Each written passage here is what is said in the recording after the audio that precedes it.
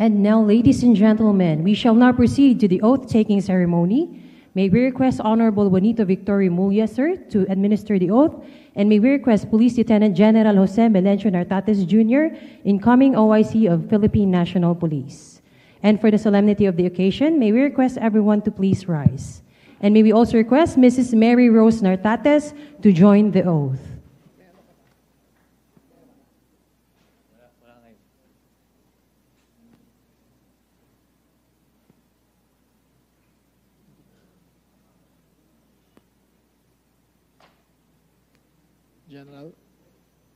General, please raise your right hand and repeat after me. Ako si Police Lieutenant General Jose Melencio Corpus Nartates Jr.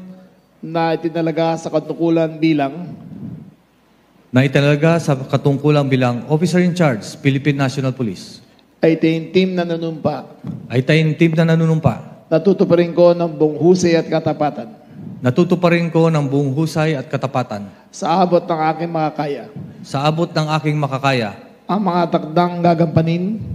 Ang mga takdang gampanin. Ng aking bagong katungkulan. Kalin sabay nito'y. Nangangako ako. Sa ngalan ng Republika ng Pilipinas. Na aking itataguyod at ipagtatanggol. Ang saligang batas. At tunay na mananalig at tatalima ako rito. Nasusundin ko ang mga alituntunin. Mga kautosang legal. At mga dekretong pinaiiral. Na mga sadyang itinakdang. May kapangyarihan. Sa ilalim ng Republika ng Pilipinas. At kusa kong babalikatin ito. Ang mga pananagutang ito.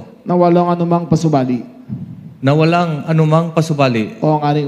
O hangaring umiwas. Kaya nawa ako ng Diyos. Binabati kita.